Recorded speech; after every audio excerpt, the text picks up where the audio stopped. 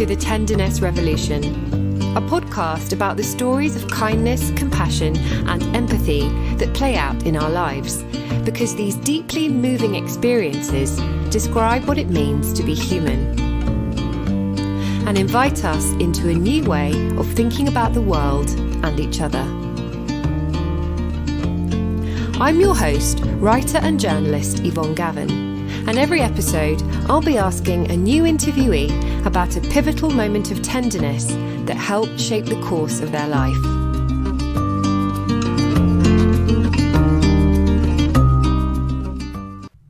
Today's conversation is with the author, psychotherapist, and renowned expert on self-compassion, Michelle Becker.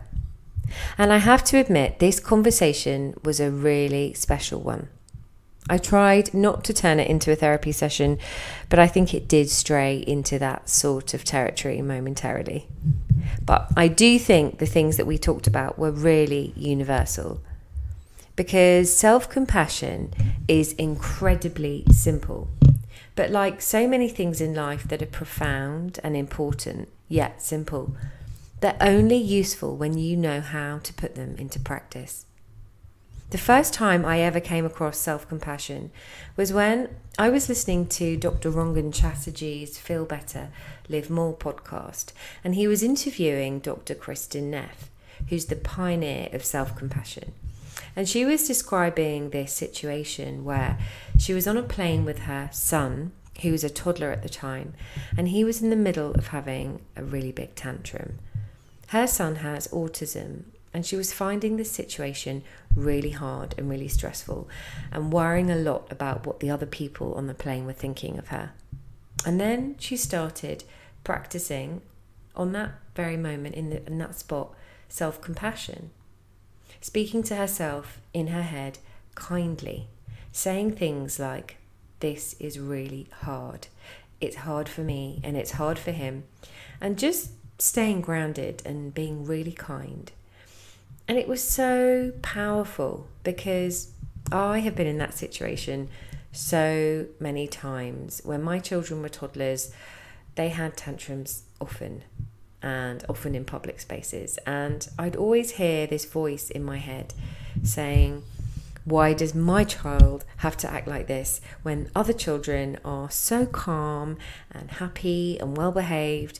What's wrong with me and what's wrong with my parenting that my children are like this? What have I done wrong? And it was all so destructive and negative, and it would always lead to me getting more frustrated and angry, and it would always make the situation worse. But this technique that Kristin was describing, it really felt life-changing to me, and I really wanted to know more. So I first heard about Michelle Becker last year when I did Dr. Kristin Neff's live online training course in mindful self-compassion. Our course leader knew Michelle well and said that she was really key in teaching the practice, particularly to couples. When I did the course, I just knew that I wanted to do an interview on self-compassion because it really did change my life. I don't think I was aware of just how harshly I spoke to myself in my head until I learned to become aware of it, aware of that voice. Because there's a saying, we create our worlds through our inner dialogue. And I really do think that inner voice tends to be harsh in most of us, and it's not helpful. In fact, it's the cause of most of our difficult feelings. And all of the research that Dr. Kristin Neff has done, and you can look this up, is really, really interesting. It all says the same thing. It all says that speaking to ourselves in that way, contrary to what you might believe, does not help us. It does not make us more effective, more efficient, or perform better. Michelle goes through the steps of self-compassion practice in this conversation, and she leads us through something called a self-compassion break. And this is actually in the interview, and if you can find a quiet moment whilst you're listening and actually put the training into practice, you can feel just how powerful it is. I really do hope this conversation leaves you wanting to find out more about self-compassion. I believe it's something that has the potential to have a massive positive impact on the world. Michelle's new book, Compassion for Couples, Building the Skills of Love and Connection, comes out in 2023. So keep an eye out for that and visit her website, wisecompassion.com, for other resources, including what she's teaching. Also, Dr. Kristin Neff's work is definitely worth looking up. She's brilliant too. If you'd like the information about this episode, including links to Michelle's Instagram and website, you can actually sign up to receive our newsletter that includes some other bits and pieces, such as background info about the guests and our tenderness thought for the week. If you'd like to be added, just sign up via the link in our Instagram bio or go to our website. And if this episode resonates with you, it would really mean so much if you shared it with a friend who might really benefit from it too. And also, if you felt like leaving a little review on Apple Podcasts, that would be brilliant, because it's definitely the best way to spread the word and grow this idea of tenderness. You can also email or message us via Instagram or Facebook. We always love to hear from you, and any support you can give us in this venture, it really means so much. So please do listen now and enjoy. And I really hope this episode helps you on your journey towards finding more tenderness in your life. Hi, Michelle. It's lovely to see you. Hi, Yvonne. Lovely to see you as well. Good to be with you. Yeah, it's brilliant to have you here today. I'm really excited for our conversation on self-compassion, which is something that's really close to my heart, and it's such an important thing that I really think is going to help so many of our listeners. But I wanted to start off, as I always do, by asking you, Michelle, to share your moment of tenderness with us, because the idea behind the Tenderness Revolution podcast is that essentially our lives are made up of all these little stories stitched together. And when we shine a light on scenes where we felt a profound sense of connection to something bigger than ourselves, moments where we felt seen or understood, or that we had a deeper relationship to the world around us, it's as though we're awakened to a greater sense of meaning and purpose. So please do share your moment with us. I'd be happy to. So my moment of tenderness actually involved tenderness arising toward myself. Probably like many of your listeners, that wasn't an area I had developed, So the setting is that I was on a retreat back on the East Coast of the US, and the weather had changed. We had had a couple of days of hot weather, and then it changed overnight to very cold weather, as it sometimes does on the East Coast of the US. And we were in silence. And so on a retreat, you show up very early in the morning, and until late in the evening, you're in silence, and it's sitting, walking, back, eating somewhere in there too. So I showed up in this retreat hall. I was very tired. I I was jostled around. I'd had some trouble with my lodging before that and trouble sleeping overnight. And I was very tired, and I was very cold. It was very cold out. And I show up in this retreat hall early in the morning, ready to sit and meditate. And there are a couple of hundred people in this retreat.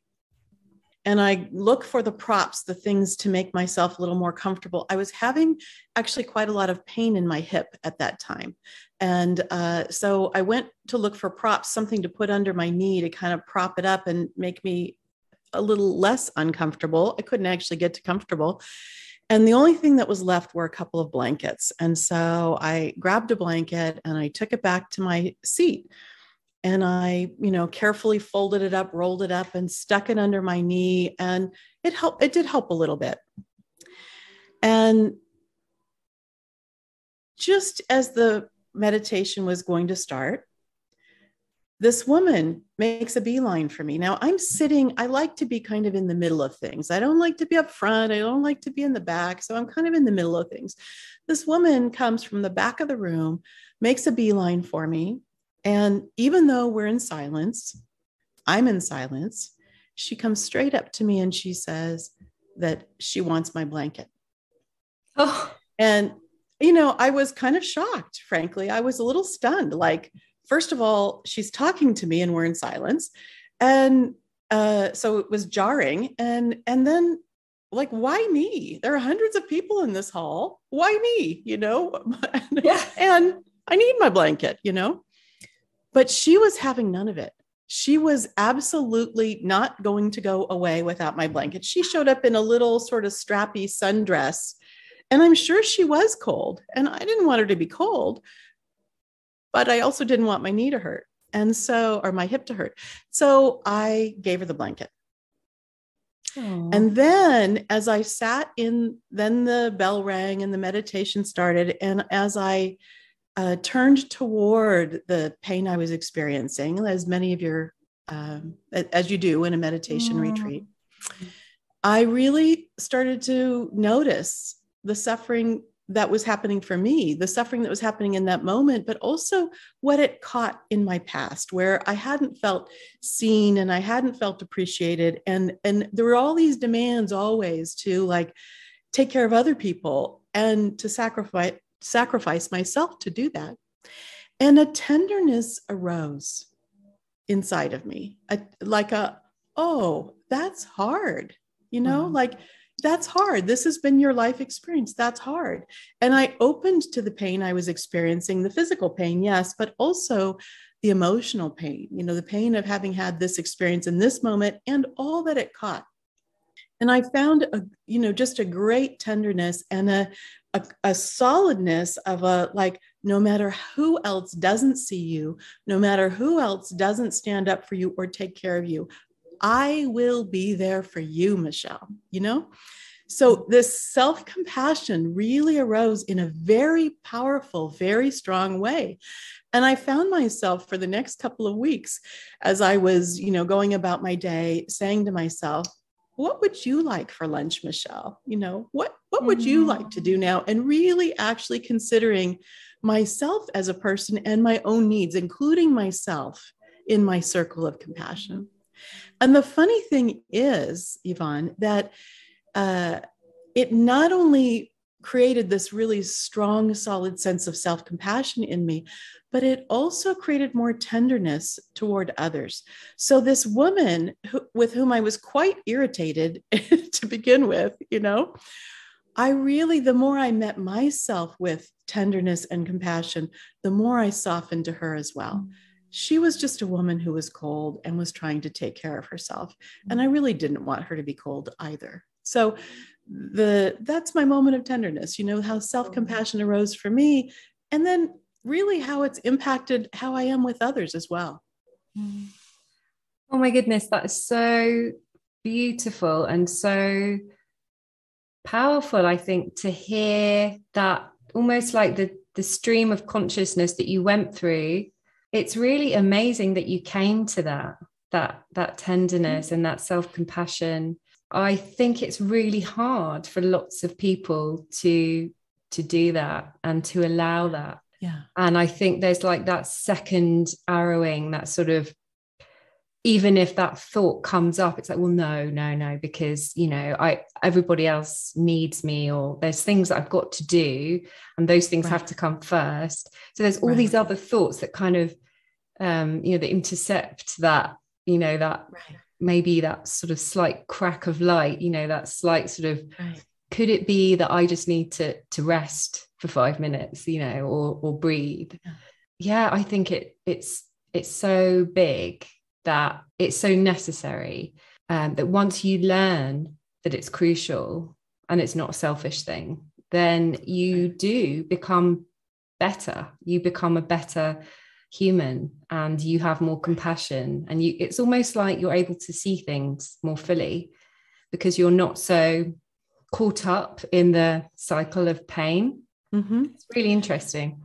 Right. And then compassion is really just a state of being. It also involves action, but it's a state that we're in, right? A state of being, compassion. And so whether it's compassion turned outward toward others, or whether it's compassion turned inward toward ourselves, in other words, self-compassion, it's the same thing. So the more we practice self-compassion, it doesn't exclude others. It puts us in that state ready to be compassionate and turn the compassion, the lens, the focus of compassion, whichever direction it's needed, out here to this person, in here to this person, you know? Yeah, definitely. It's as though the circle begins within and then it extends outwards. Yeah, I think that's true. That's a beautiful way of putting it. So some of our listeners, they may have heard of Dr. Kristin Neff, who's an academic, a renowned expert on self-compassion, and she's the author of a number of books on the practice. I know that you've worked with Kristin on developing the training in mindful self-compassion, which I did myself last year. And you came to the practice though in a different way, didn't you? Because your background is in therapy. Could you tell us about your journey? Because I have read about you in your practice and how it started to come into your work that you were doing with couples and with individuals. Well, it's an interesting story. At least it's interesting to me. You know, I tend to come at things from an inner experience, and then I learn the theories around it and such. And so when I was I'm a marriage and family therapist, licensed marriage and family therapist. And when I was doing some continuing education for that, I found mindfulness. And when I found mindfulness and they described what mindfulness was, I thought, oh, I know what that is. That's what happens when I practice yoga. Like that, there's a name for that thing that happens when I'm practicing yoga. Oh, it's mindfulness, you know? So I started to practice mindfulness. And then, here I am on this retreat, a mindfulness retreat, which involves turning to things as they are, right? And including when you're in pain. So not turning away from the pain, but turning toward it. And this self-compassion arises. And then shortly after that, and I was beginning to teach, I was early in my teaching mindfulness-based stress reduction, MBSR, when I found this program, this mindful self-compassion program that Chris Germer and Kristin Neff had developed. And I went on a 5-day intensive, and they said, would you teach for us? Because they could tell that I had already experienced it, right? So I'm bringing something different to it, right? And so, would you begin to teach for us? And so I began to teach for them. And I invited my colleague, Steve Hickman, to join us, with whom I was working at the Center for Mindfulness in UC San Diego. And then the four of us developed the teacher training, the Mindful Self-Compassion teacher training. And we began to teach teachers how to teach that as well. Right. Yeah. And then on one of the teacher trainings, actually, we often have a time where we sit with participants and talk about particular topics. And this topic was on couples. How would you do compassion in couples? And somebody asked the question. I said, well, in session 1, I would do this. In session 2, I would do that. And session 3. And then I thought, somebody should do that. Like maybe I should do that. And so I talked with Chris and Kristin about it, and with their blessing, they said, yeah, go for it. So I developed the Compassion for Couples program, which is, how do we bring compassion into our relationships, especially our primary relationship. Yeah. Yeah, I'd really like to talk to you about that. I want to get to that in a bit. But before we sort of talk about what self-compassion actually is and how we can go about it, I wanted to just talk about why it's so important and so needed, especially right now in the world. Yeah. And I know that Kristin Neff has done a really famous TED Talk on the difference between self-esteem and self-compassion. And I think that really speaks to the deep problems that are caused by this intensely competitive society that we live in, which puts so much emphasis on comparison and always leads to this feeling of falling short, in your career, in your appearance, in your relationships. And I think what happens is the truth of what actually makes us happy becomes lost in this mess, which is like a mess of, well, if everyone else is doing it, then we kind of don't almost know what we want. So It would be great if you could say something about this distinction between self-compassion and self-esteem, because there's been loads of research sort of done around it, hasn't there? Yeah, well, and I'd be happy to. And before I do, I want to point out, I appreciate what you're saying. And there's this other piece that we don't often talk about, which is one of the problems in our culture is this a sense of rugged individualism, that we forget that we're connected. We forget that we're stronger together. We forget that we belong to each other, and that our actions impact others and other people's actions impact us. So when you're talking about this kind of competitive culture, where it's I versus I, you're set up for problems, versus a culture that experiences things like Ubuntu, right? Where they're really heightened, there's a heightened awareness of the interconnection, the interdependence, right? And how we impact and affect each other. So just, wanted to notice that out loud too. Yeah, and I love that. That's an African word and an African concept. I really hope to sort of go into that in another episode. So yeah, thank you for sharing that. Yeah. You would have a lot to say about that. I'd be interested in hearing it. So I'll have to tune in for that episode. But in terms of the self-compassion versus self-esteem, the issue is not, self-esteem is not a bad thing to have. It's a good thing to have. The issue is how we get there. So it's that social comparison that you're talking about that is the problem with self-esteem. Yeah. So we're comparing ourselves to others, and the truth of it is, who wants to come out below average in that comparison? None of us, right? But if you do the math, we can't be the best at everything. We just can't be the best at everything. Somebody's going to be the best, and it's not always going to be us.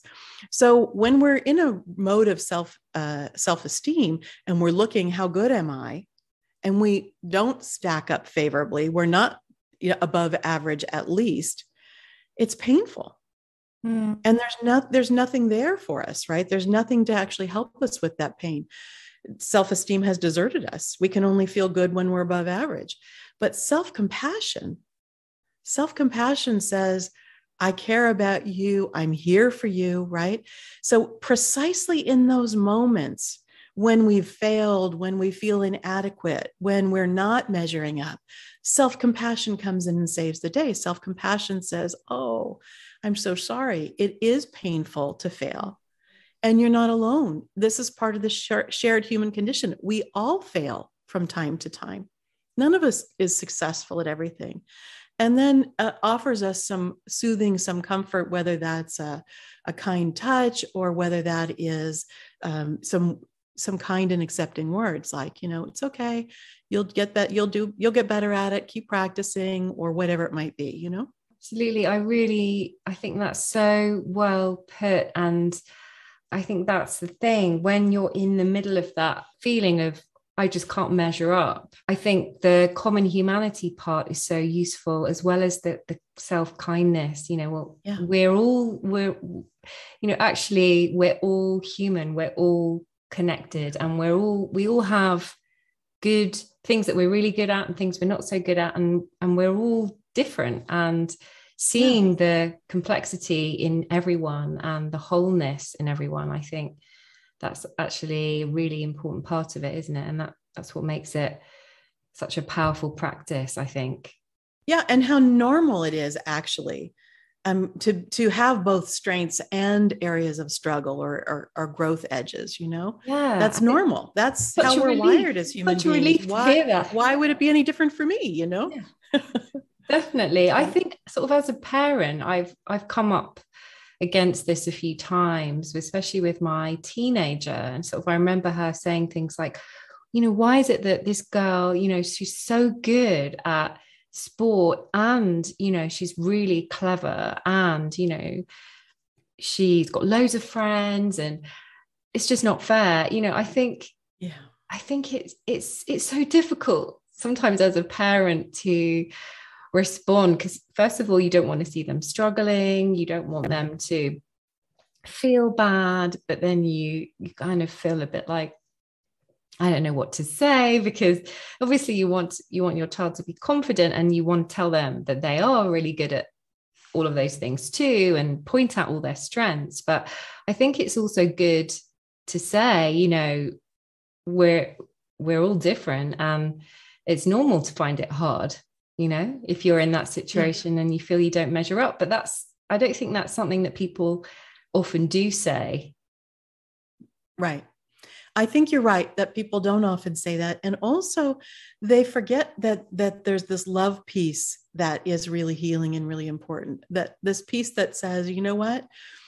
Even when you don't feel like you're the smartest or you're the best at sport or whatever else, it's okay, because I love you just as you are. You don't have to be good at sport. You don't have to be, you're my daughter and I love you and I will always care about you, And like, that's a much stronger message than saying, oh, you are good at sport. Maybe you're not good at soccer, but you're good at volleyball. You know what I mean? And because then that's still in that realm of that social comparison, right? It's still kind of playing in that field. It is, isn't it? And it's such a strong pull. And I think parents often feel that they're being compared to other parents, and that their children are being compared to other children, and they're so enmeshed in it.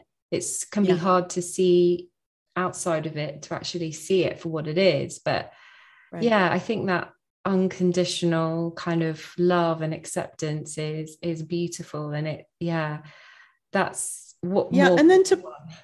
And then to point out particular qualities that the child has that you appreciate, like, I love your kindness, or I love your sense of humor, or, particular qualities that are about them, rather than their accomplishments or their achievements or the way they look or those kinds of things, Definitely.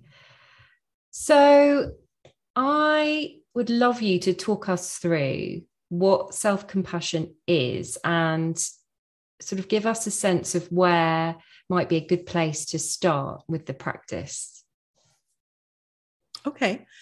So self-compassion, really put very simply, is just treating ourselves with the same care and kindness as we would treat a good friend when they suffer, when they have a hard time, right?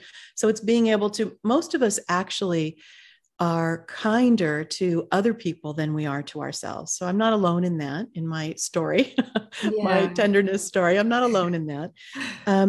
So it's not required that we're self-compassionate before we're compassionate to others. But what we think is that it's hard to sustain being compassionate toward others without a good self-compassion practice. So we need to learn how to include ourselves in our circle of compassion.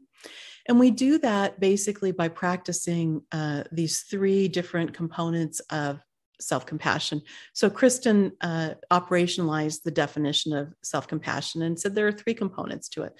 The first is mindfulness. So mindfulness, we could think of it in terms of a kind of awareness. It's bigger than awareness. It's really a way of being in the present moment. But if we're not aware of what's happening, we won't be able to offer ourselves compassion. So if we're not aware we're suffering, there's a problem. So I think of each of these components as along a spectrum, and mindfulness sits right in the middle of the spectrum. So on one end of the spectrum, it's self-compassion versus, as Kristen Neff says, rumination, right? We get caught, we see the problem, and our whole field of vision narrows down to that one little problem, and we're just stuck in it. We're turning it over and over and over in our minds, right? So self-compassion versus over-identification or rumination. But the other end of it is, a lot of us don't even notice when we ourselves are having a hard time. So self-compassion notices. It says, you know what? I see it. I see it. I see that it's painful. It allows us to be with it as it is. Doesn't make it bigger than it is and go into rumination. Doesn't make it smaller than it is and pushes away. But it says, this is painful. So that's the mindfulness piece. Then the second piece of it is common humanity. So common humanity says, by virtue of being a human being, we are going to struggle with certain things in life. This is a normal part of life. We're not alone with it. I like to, Kristen talks about common humanity versus isolation. It's just me. I'm the only one who's suffering. I'm the only one who isn't good at sport, or I'm the only one who failed the test, or whatever it is. But really, when we broaden things out a little bit, we're not the only one. This is the nature of being a human being, right? So I like to think of common humanity as along a spectrum as well. And this spectrum is one of belonging. So when we say it's just me, we've fallen out of belonging. We've forgotten that actually we belong to this shared human condition.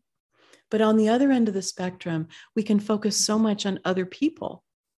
That person has a lot more suffering than I do. So I'll put all my attention there, and we forget to include ourselves. So that end of the spectrum is it's just others. So for me, common humanity sits right in the middle of the spectrum. And it says, by virtue of being a human being, we all matter. We all belong. So when it comes to self-compassion, we need to learn, as I needed to include ourselves in our circle of compassion. Any given time, sure, maybe that person needs more of my attention, or maybe I need more of my attention. But over time, everybody needs to belong, if that makes sense. And then the third piece of self-compassion is kindness, and kindness toward ourselves. So Kristen talks about that as kindness versus self-criticism or self-judgment. And that's true. We know that's pretty cold. When we get into that harsh self-criticism, we know that we're actually not being kind to ourselves. But the other end of the spectrum, so I think of kindness as along a spectrum of maybe warmth, right? So that's a cool end of the spectrum. But the other end of the spectrum, I think of it as self-indulgence, where maybe we're offering ourselves a lot of warmth, but it isn't actually kind. So maybe, I must admit, I can get caught in binge watching Netflix. There's a certain amount of that that's healthy. And then there's a certain amount of that that's self-indulgent, because then I'm not tending to the things I need to tend to, right? And so that isn't the kindest thing for me to do. For some people, it's a substance like alcohol or food, right? There are lots of different ways that we can be self-indulgent. And even though it may feel good in the moment, it's harmful for us. And therefore, it isn't really kind. So kindness sits right in the middle, and it's concerned with what's helpful for us in this moment and what's helpful for us in the long run. So when we put all those three things together, when we open to our suffering with mindfulness, we see that this is just part of being a human being, that we belong to the shared human condition, and we're not alone with it. And we then allow that to soften our hearts, and we meet ourselves with support, with understanding, with kindness, with some kind words like, it's okay, you'll get through this. Everybody faces this sometimes. It's hard right now. Everybody goes through this from time to time. It's okay. I'm here for you, right? Then we've moved into self-compassion. So in true self-compassion, all those three components are there simultaneously. None of them are missing. Yeah, I know you've just described it so clearly. And I think that's why it's such a powerful practice, because of those three parts. And I think it's also really accessible. But one thing I just wanted to ask you about there that just came to mind was how to distinguish when it comes to self-kindness. I think that can be maybe the trickiest part for people to really kind of get to grips with. And it makes me think a bit about people who maybe consider that they are being kind to themselves when they're not. So that's the first thing. So when you're describing behaviors that actually aren't good for you, and it can be difficult for people to see that they think they're doing something that feels good, but actually it's not actually benefiting them. And the other thing is, in terms of self-kindness, when somebody, maybe because of past experiences or stories that they have, that they've picked up in their life from childhood or from other experiences that make them feel a bit of a victim, and they often experience other people's actions as wounding to them. So they think they're being kind to themselves by cutting people off or turning away from situations. And actually, they're not acting kind towards themselves by doing that, but they feel they are. It's sort of a protection mechanism. I wonder if some people might think that that's a form of self-kindness, but actually it's not. And I think it can be difficult to see sometimes. Mm-hmm.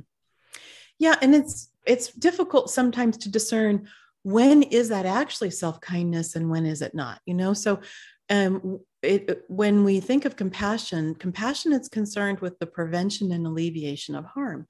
So if somebody is actually harming us, if it's a harmful relationship, then the compassionate thing to do, not just the self-compassionate thing to do, but also the compassionate thing to do is to set a limit and not to participate in that harm, because that's better for us.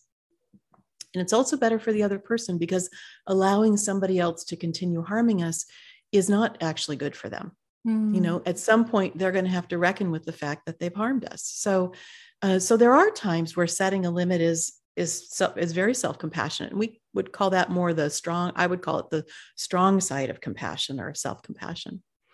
But you're right. There are also these other times where we kind of falsely set these limits or these boundaries in an effort to protect ourselves. But really what we're doing is cutting ourselves off, right? And our world is becoming smaller and smaller and smaller, rather than actually mindfully turning toward the difficulty and seeing what we can do about communicating our needs or working things out. So it can be a little tricky sometimes to know when and how to do that.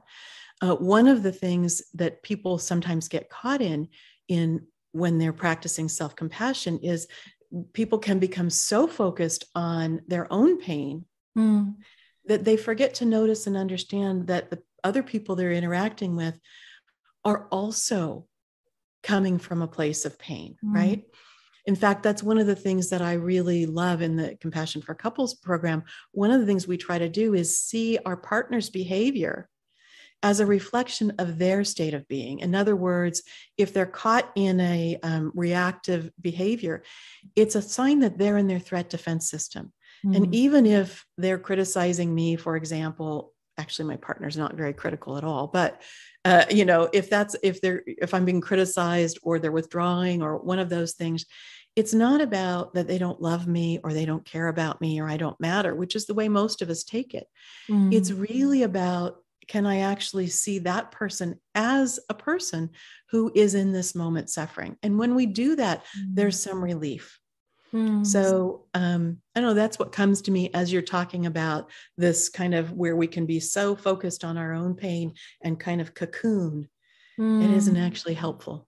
So we need to, that's where the common humanity piece comes in, and we say, okay, wait a minute. I'm not the only person in this situation. There's somebody else here too. And I know what it feels. I know that I don't always behave on my best behavior when I'm in my threat defense system.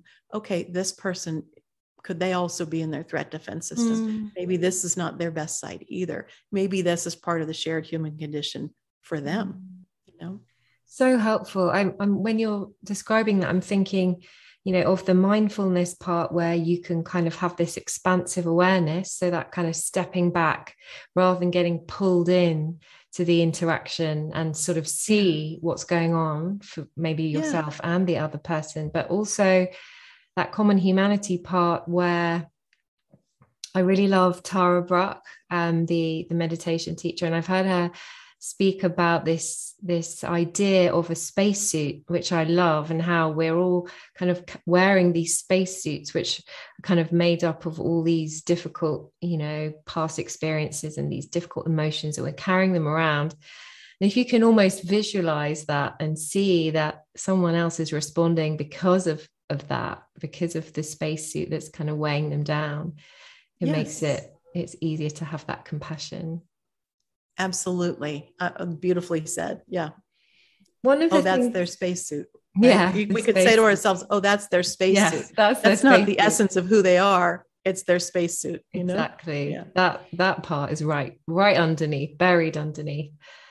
Um, the practice of labeling emotions was something that I learned on the course, and I thought that was really helpful.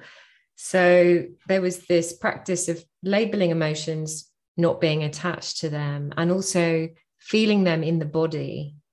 And they together, they were both really powerful for me.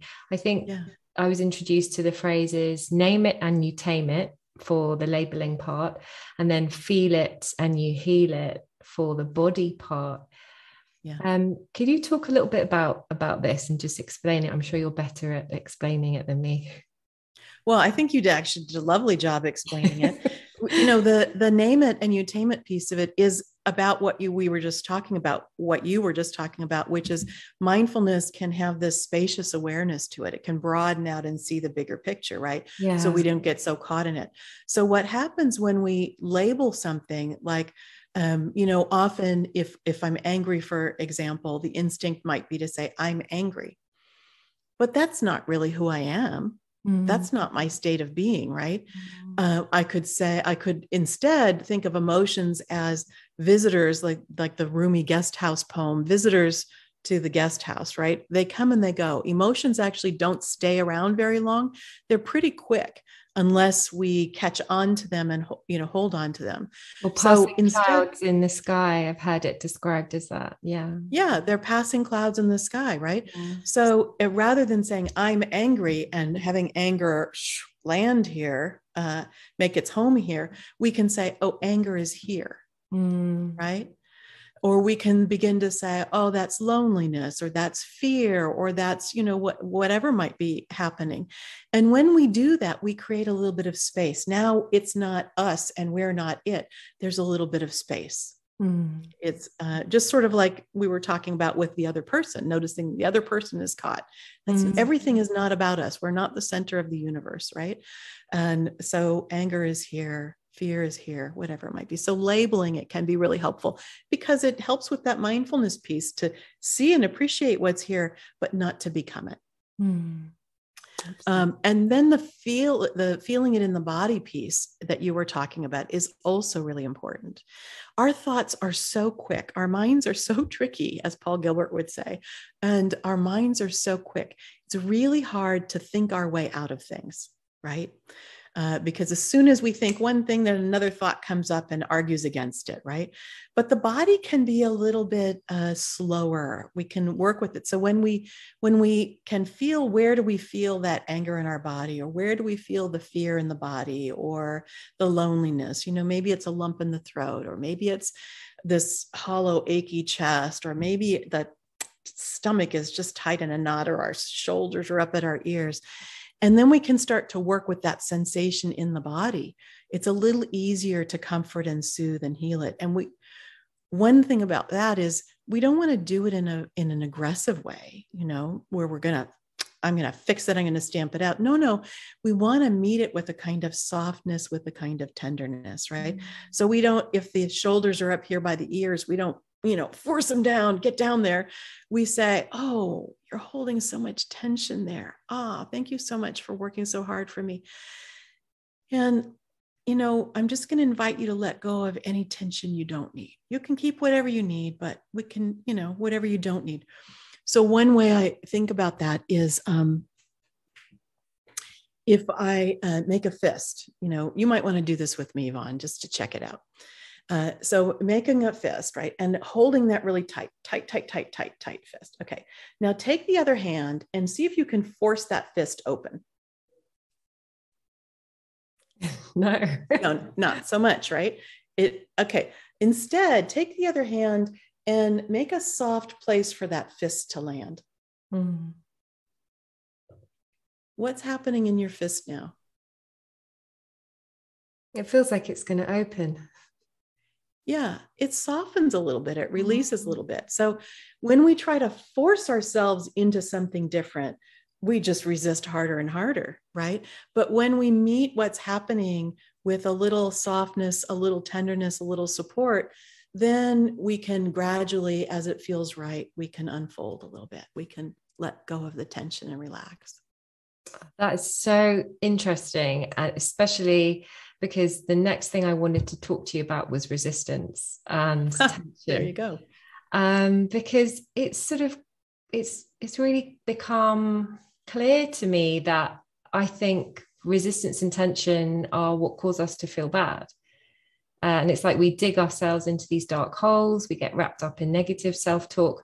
But I have been wondering, like, what's behind the resistance? Like, what's behind this inability to just relax? Because just relaxing, like, feels like the answer, and just being open.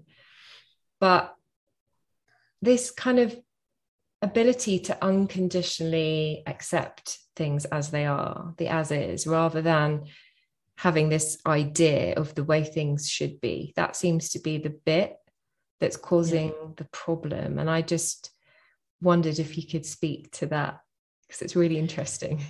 Yeah. And actually, I would say even a little bit more about resistance, which is, it really comes down to the fact that as human beings, we like certain things and we want more of them, and we don't want them to end. And we don't like other things and we want less of them, and we want them to end right away, right?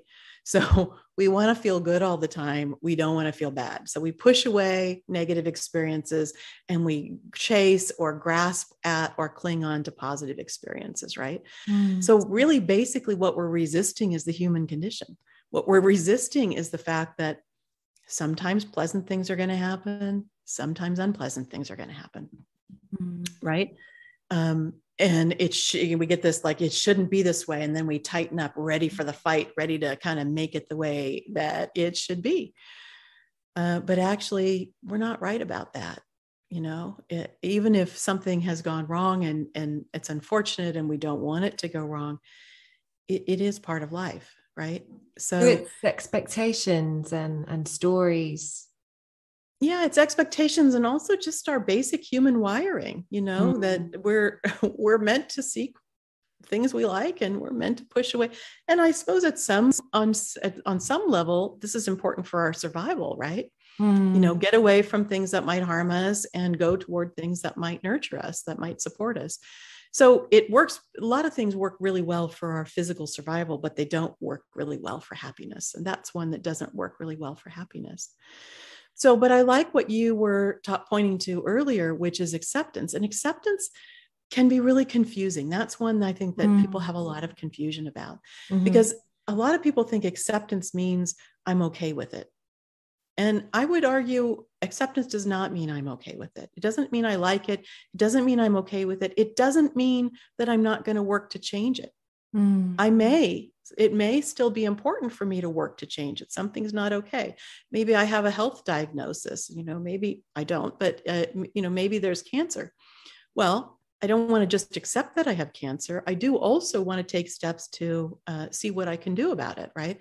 So acceptance doesn't mean we're just, rolling over and saying, oh, well, I give up. I give up. Of course, there is a point sometimes in illness where that is the appropriate step. But what acceptance means is we just drop the fight with it. We are, with resistance, we're pushing it away and we're saying it shouldn't be like this. With acceptance, we're saying, you know what? It is like this. Like it or not, want it to be this way, don't want it to be this way. This is how it is right now. And that piece of acceptance, that opening to this is how it is right now, is actually the first step that helps us then, if we do need to go on and do something about it, we can, because we have opened to the reality of the situation. Now that we know how it is, now we can decide what we want to, if we want to take action, if we don't, what the proper action is. So it's sort of like a softening and a kind of a seeing, like a fully seeing things, like a being able to actually take in what's there. Like I've described it as the as is, like just actually soften and then really fully see what's there. Yeah. And it is that softening. It is that dropping that fight, right? So the fight gets us all tense and resisting. But when we can drop the fight with it and say, okay, what is it? What is it? What's here right now, and open to it. That's really it. It's when we open to the truth of the situation right now. That's what we're accepting. We're accepting the truth. This is the truth here in this moment. Then accepting the truth, we've softened a little bit because we don't have to fight against it, against that being the truth. Okay, it is the truth. Now, what do I want to do? And I guess that takes courage as well, because there's like a fear in the resistance. It's like, why is there this resistance? It's because there's a fear of, well, if I don't, then what might happen? And then what would that lead to? And I suppose that's why, courage is, there's that kind of inner courage of, can I just take that leap and actually be open and just be present and just, courage, and also trust. Trust, because what happens is when we do this over and over and over again, we start to trust that, oh, okay, it's not going to make things worse if I open to how things are. This is actually the path forward. This is actually the path through it, opening to how things are. So we begin, the more we just try, and you don't have to start with the biggest thing in your life, the big overwhelming thing. Start with the little things, start with small things, right? And the more we do that, and the more we discover, oh, okay, so I accept that, whatever the small thing is. And that freed me up. It opened me up and gave me some space to decide how I wanted to work with it. And things turned out better in the end than if I just pushed it away. Then we start to develop some trust in the process. And that gives us more courage. Now, because we trust the process, we have the courage to turn toward maybe bigger pains, bigger things that are hard for us to accept. Oh, yeah, that's really interesting to mention that part of trust. I can see that now. I wanted to ask about backdraft, because that was an interesting concept that I was introduced to when I did the course as well. And I think it's partly tied into this, the fact that many people do find self-compassion quite hard. I think there's a belief, I've even had people say, when I've mentioned self-compassion to them, people have even said, well, but if you start talking to yourself kindly, then you might just become lazy and then you'll never actually do anything. So right. I just wondered if you could talk about that. Well, what you're pointing to are the blocks to self-compassion, and there are lots of them, and the confusions around it. But I'll talk a little bit, since you were asking specifically about backdraft, I'll talk a little bit about backdraft because it can be confusing. Backdraft is a particular thing. It happens when we open the door of our hearts to let compassion in, and then we experience a lot of pain. And it can be really, really confusing because people think, oh, I offered myself some kind words or a kind touch, and I felt worse. I didn't feel better. What's going on? Maybe the problem is compassion. This is not good for me. But let me explain. So as we're going through life, painful things happen, and we don't always have the resources to deal with those painful things in the moment they happen. So it's like we scoop up the pain, and then we like you throw things in the hall closet, you put it in the hall closet, close the door real fast. Okay. So we do that. We scoop up the pain, we sort of tuck it away. And that's important because it helps us to go on with life. But this happens over and over again. So now our hearts are full of this pain that we've experienced, but didn't have the resources to deal with at the time, right? So we come to a self-compassion class and we open the door of the heart to let compassion in, and all this pain comes tumbling out. And we think, whoa, this is a problem. Like this is not okay. Maybe compassion's not for me. What it actually means is that compassion, it's actually a sign that compassion is exactly what we need and haven't had enough of yet. But there's a skillful way in working with it. We don't want to pull the door wide open and have that experience.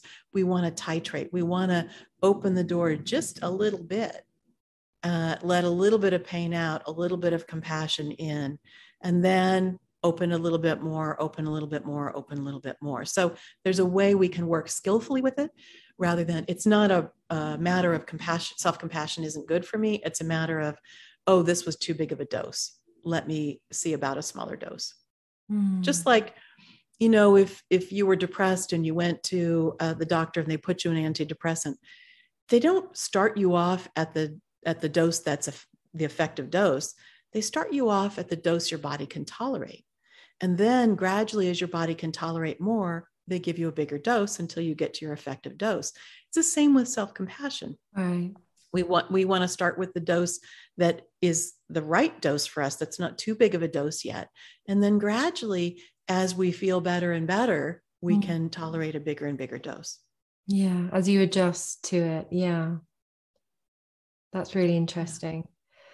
But in terms of this sense of why self-compassion might be hard, I did wonder if it was also partly to do with this kind of this story that's embedded in sort of, especially people from a Christian background, that, this idea of original sin, and that ultimately, like deep down, like maybe I'm just bad. And if I don't like constantly do good things and, good things for other people and, try and prove myself, then I'm just going to be doomed to being a bad person, which is obviously very different to the notion of sort of basic goodness, Buddhist notion of basic goodness, which I think is more part of the self-compassion practice. Mm-hmm. Well, it's interesting because we don't typically look at others in terms of original sin. We don't typically look at, people on the street. You're bad unless you do enough good things. You know what I mean? We typically give others more grace than we give ourselves, right? So, could we include ourselves? Again, for me, that's common humanity. Could we include ourselves in the circle of compassion? Could we give ourselves the benefit of the doubt the way we might give somebody else the benefit of the doubt? There's my background is more in psychology, and I've worked a lot with all stages of the life cycle. I've worked a lot with, including kids. And what I have found is that when kids go through something difficult, whether it's one big, huge difficult thing, or whether it's smaller difficult things that are repeated over and over, they typically end up feeling like it's their fault. And when I ask them about, why is it their fault, they give me one of two responses. They either say it's my fault because I could have done something to prevent it and I didn't. And I would say, well, what could you have done to prevent it? And they would say, I don't know, or they would give some really ridiculous, answer. Or by far the more common is they say, it's my fault. Why is it your fault? It's my fault because there's something bad or wrong about me. And when I say, well, what is it that's bad or wrong about you? They either say, I don't know, that caused this problem. I don't know, or it's something really ridiculous. So I've asked myself, like, why do kids add on this extra layer of suffering? And what I realize is that when you're in a vulnerable situation, as children are, they can't take care of themselves. It's scary to know the truth that bad things can happen to any of us at any time. That's the truth of things. But that is way too scary for a kid, right? So instead, they tell themselves that they have some control over it, right? That there's something bad or wrong about me, because sewn into the lining of that story is hope. The hope that if I somehow do something better, then I can prevent bad things from happening. It isn't true. Bad things didn't happen because there was something wrong with them. And being better at whatever is not going to protect them from bad things happening. But it's a really common defense mechanism that we experience as children and we carry into adulthood until we take it out older and wiser and look at it and say, that isn't true. I was once working with a woman who was, I think she was in her 20s or 30s. And she had quite an abusive childhood. And she was telling me at the moment, she was telling me about how her mother used to burn her with cigarettes. And I was relatively horrified by that, as all good human beings would be, Yeah. but didn't show the full extent of that. And I said, that's not okay. And she said, well, but it was my fault. It was my fault because I had done something bad. That's why she burned me. And I said, okay, I'd like you to go to the park, and I'd like you to sit and watch the children who are playing there. And I'd like you to point out which 2-year-old deserves to be burned with a cigarette when she's done something bad. And it really shifted things, right? Because we could see, oh, that wouldn't be okay for somebody else, even if they did do something bad. Kids do bad things. Adults do bad things. We all make mistakes. This is part of being human, but we don't deserve that kind of response, if that makes sense. So that's really sad, but also so brilliant that she was able to get a perspective on things, right, by imagining what it would feel like for someone else. So that's right. Or would somebody else deserve that when they were 2, even if they threw sand or they talked back to their parents, or, whatever the bad behavior might have been, Oh, yeah.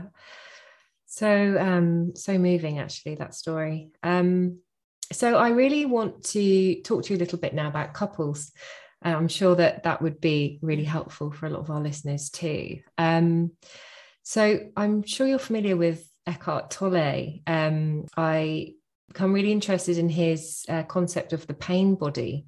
So this idea that, we all have a pain body, a bit like Tara Brach's sort of spacesuit that we carry around. And in relationships, it can be triggered by our partner's pain body. So there's like these 2 pain bodies fighting against each other. And I actually really like that image, because I think it's quite mindful, because you can kind of see the individual, you can see the person as separate from the pain body.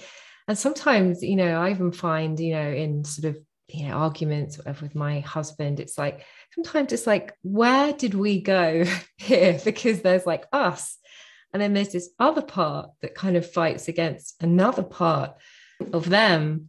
I just find it interesting, sort of, why that happens, and then what can we do about it? I mean, it's probably a very big answer, but I wondered if there was any well, it any is help that you could offer. It isn't.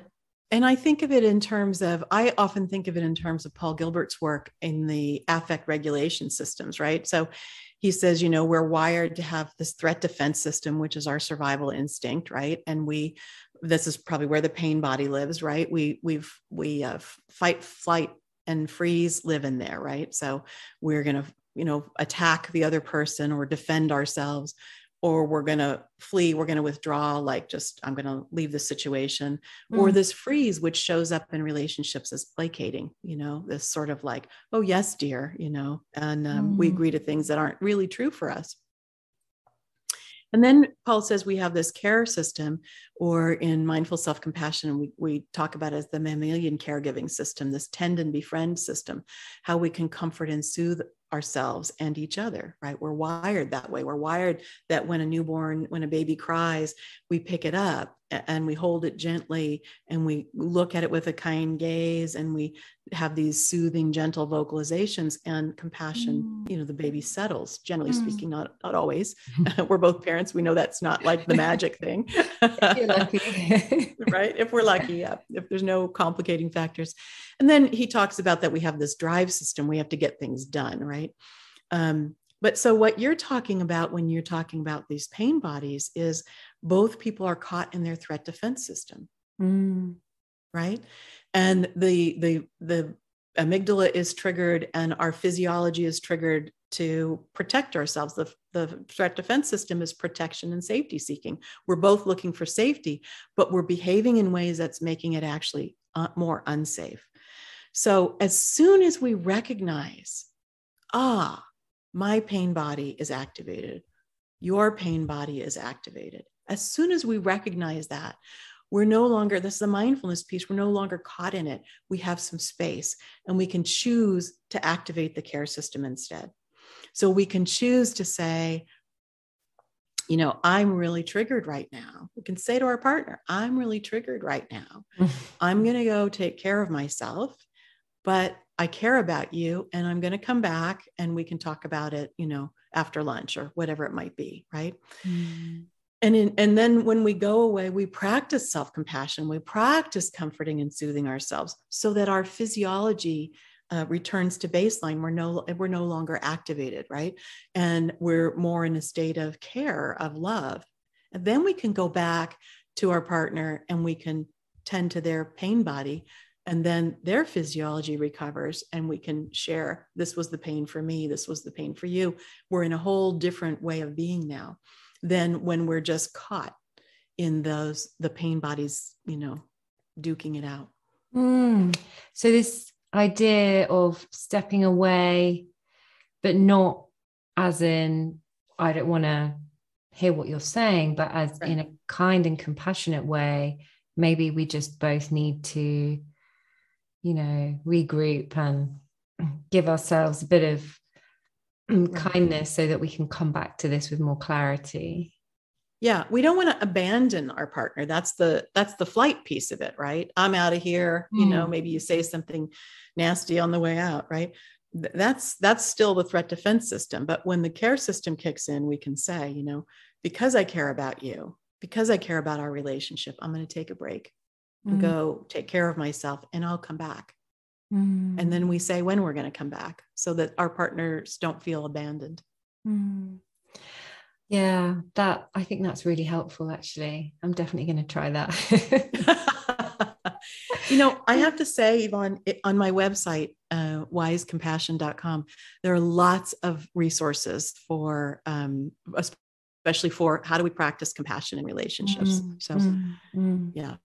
So feel free to check it out. I definitely will. And I recommend everyone else listening to have a look there too. There's just one other thing I was thinking of in relation to relationships, that this idea that one of the reasons why pain arises is because of these ideas that we have about our partners and what they should be doing or saying or acting.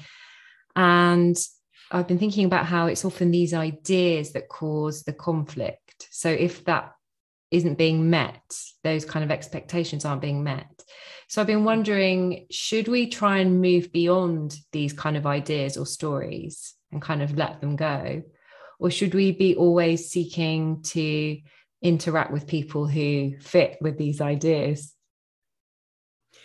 Well, it's interesting because as you're talking about that, I'm thinking that underneath these ideas are the same things we were talking about before, which is I want more of what I like and less of what I don't like, And so underneath these ideas of what the other person should be doing, we can begin to see ourselves and actually become a little bit amused by our own ideas about the other person. And, they should, I've got a book coming out. It's due out early next year, Compassion for Couples. And in my book, I tell the story of this couple who get into this huge explosive argument over the fact that he's not loading the dishwasher the way that she wants him to load the dishwasher. And then I take a few pages to really unpack, all these, as you're talking about, all these underlying expectations and ideas about what that means that were going on there. And they were frankly wrong. They were just wrong. These ideas about what was going on with the other person, he just wanted to make his wife happy and be close to her. And she just wanted to be seen. And he felt very criticized that she didn't like the way he did it. And she just wanted to be seen and heard and understood, because she had said before, like, please rinse the dishes before you put them in the dishwasher. But, he thought the dishwasher washes the dishes, so I don't need to do that. Right. And so this thing kind of from some simple little domestic chore, how it can really cause this huge blow up. Yeah. If we allow, as you're talking about, these pain bodies to get activated and make up these stories and kind of take it this way. But if we notice we're caught in it and we pause and we back up and we have some space and we see where the pain is that's underneath, and we meet it with some kindness for ourselves, then we can see where the partner's pain is and we can meet it with some kindness for them. It changes everything. We become actually closer rather than more distant when we've had some upset like that. Yeah, that's so interesting, because there's always so many things going on underneath, aren't they? These interactions, all the things that have been stored up, like you were talking about earlier, they all become part of it. And then by actually, again, stepping back and seeing, well, there's pain there and something's been triggered. So just let me give them a bit of space, and then we can maybe talk about it more calmly. Yeah. And then when we talk about it, we then can talk about it from a place of vulnerability rather than this sort of defensive, hostile place. We can say, like, I was scared when you said that. I was scared. Yeah. And now the person is invited to come in, rather than when we said, how dare you say that? You're such a this and that, There's a cartoon that I saw years ago that I really love. And in the cartoon, it's two porcupines and they're side by side. And one porcupine has its quills laying down and the other porcupine has its quills sticking out. And the one with its quills sticking out is saying to the other one, why don't you ever want to cuddle anymore? And I just find it hilarious because, well, if you put your quills down, maybe I would, but That's brilliant. But we interact with each other in that way, in this kind of, we've got our prickles up, and then I don't understand why our partner doesn't want to come closer. Absolutely. Oh, I love that. Such a clear image. Very, very funny. Sort of coming towards the end of our chat now, sadly. I just wondered if, sort of, it's one of the last things that we do, if we could maybe share with the listeners what a self-compassion break looks like, to give them a bit of almost like a tool that they could use, or even that they could share with the child or someone that they think it would really help. Yeah. Do you want to do one right now? Yeah, I'd love that. Yeah. Sure. Okay. So in order to do that, we have to have something to work with. So the thing to start with would be to think about some situation that's happening in your life right now that's causing you a bit of distress. So not the most stressful thing going on, something that you can feel a little stress in your body, but it isn't overwhelming, like a 3 to 4 on a scale of distress where 10 is really overwhelming. Okay. So you got something you want to work with? Okay, great. All right. So now opening to that situation in your mind, really picturing it, who was there, who wasn't there, what was said, what wasn't said, mindfully opening to the situation.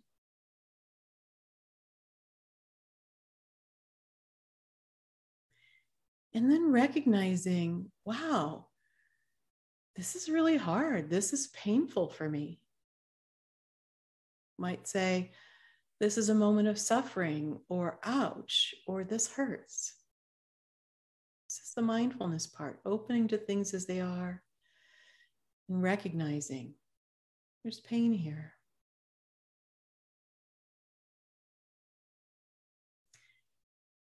And then remembering that you're not alone with this, that this is part of the shared human condition, that it's normal for human beings to suffer in this way, to struggle in this way. You might say to yourself, this is what it feels like when people feel lonely, or people feel rejected, or people feel scared, or whatever it might be. It's the common humanity part. I'm not alone. This is just part of being a human being.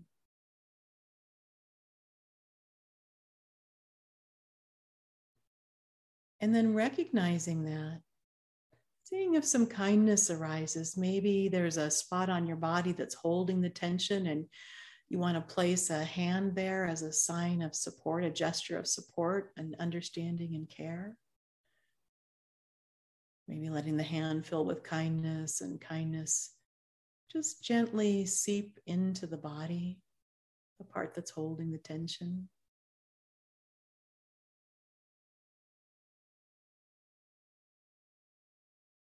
Or maybe there are some words that you need to hear, words that would be comforting or validating or supportive. Something like, I see you, I care about you, I'm here for you, you'll be okay. We'll get through this. You're not alone.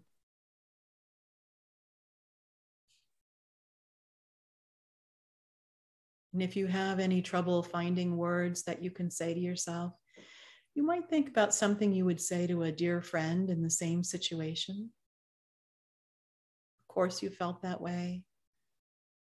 That's normal. I'm here for you.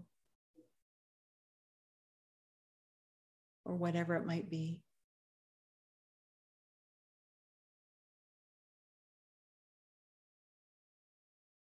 And then see if you can say those same words to yourself. Offering yourself your own kindness.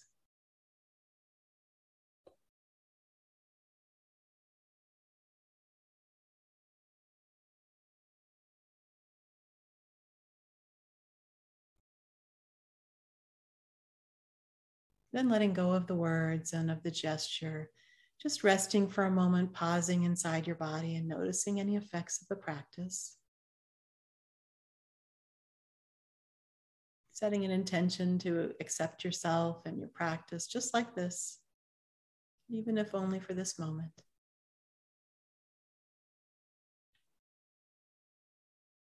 And then when you feel ready, allowing the eyes to open if they've closed, just coming back more fully into the room.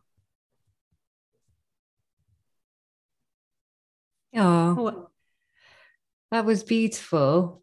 So powerful and amazing how doesn't take any time at all, but it can have this really profound, actually a softening. That's what it felt like to me. A softening. Yeah. And it's interesting because like you were saying earlier about the fist and the hand, and if you try and force, I think that's often what I might do.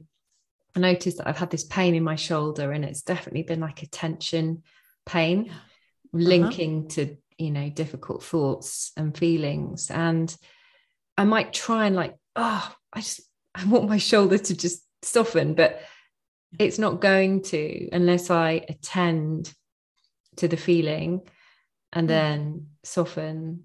Then I just felt it melting away now. But it's just taking a few minutes. That's why I love that idea of the self-compassion break, because it really doesn't take any time. You could almost just do it in the loo, at work. Nobody would know. Well, you can. In fact, one of my colleagues who is an interventional radiologist, when he first met me, he said, "Oh, you do that? You teach that self-compassion thing?" He said, "I heard about that self-compassion break." And he said, at work one day he made a mistake. And, when an interventional radiologist makes a mistake, it can be a big deal. He said, "I made a mistake. I felt terrible about it. I went into the bathroom and I thought, okay, I'm going to try that thing." And he opened to, this is a moment of suffering, the mindfulness piece of it. This is really hard. And then the common humanity piece of it, everybody makes mistakes. Everybody feels bad when they make mistakes. And the kindness piece of it, and he said some kind words to himself. And he said, in 1 minute, I felt so much better. So I kind of guided you through it in a slower way, but it's meant to be used as an on-the-go practice, right? When difficulty arises, you don't have to close your eyes. You can do it standing in line at the grocery store, And it's amazing because it can get you right back on track, if you can notice that you're struggling and then bring that practice in for yourself. It can really, really change outcomes in all sorts of ways. Even if you're having road rage or, in a queue in the supermarket and feeling frustrated, it really, really helps. So thank you. Right. And then if you soften the way that you did, now it's a little easier to turn to somebody else and deal with whatever is going on there. Yeah, absolutely. So I would like at the end to ask you a question that I always ask at the end of the interview, because the idea behind the Tenderness Revolution is when we have this quality of tenderness for ourselves and others, we are using the 3 C's. So for me, they enable us to fully see the truth and the way that things are. And they are courage, curiosity, and compassion. And I just wanted to ask you at the end, if you had to choose one of these qualities that means the most to you in your life, what would you choose and why? Oh, well, I think I'm going to say that I would choose compassion, but I'm not choosing it over the others. I'm choosing it because it includes the others. Yeah. So that's what I would say, is that compassion does require and include courage. You must be curious to be compassionate. I mean, if we don't understand what's going on, it's hard to be compassionate. So, and then, so I think that's where I would go. They're very much tied together. Absolutely. And in all of the wonderful, wonderful work that you do. Yeah. I'm very glad that you've put it that way. So thank you so much for taking the time to talk to me. It's been a really beautiful conversation. I've learned so much, and I'm sure that all of our listeners will have too. And I'm sure they'll all be feeling a lot better, however they were feeling before. Oh, well, lovely to be with you, Yvonne. Thank you. Such a pleasure to talk with you. Thank you for inviting me. Thank you. Thank you for listening to this episode of The Tenderness Revolution. I hope you come back for more, because my aim with this podcast is to help us become more aware of these moments of kindness and compassion and how they shape our lives, and enable us to feel more connected to the world around us.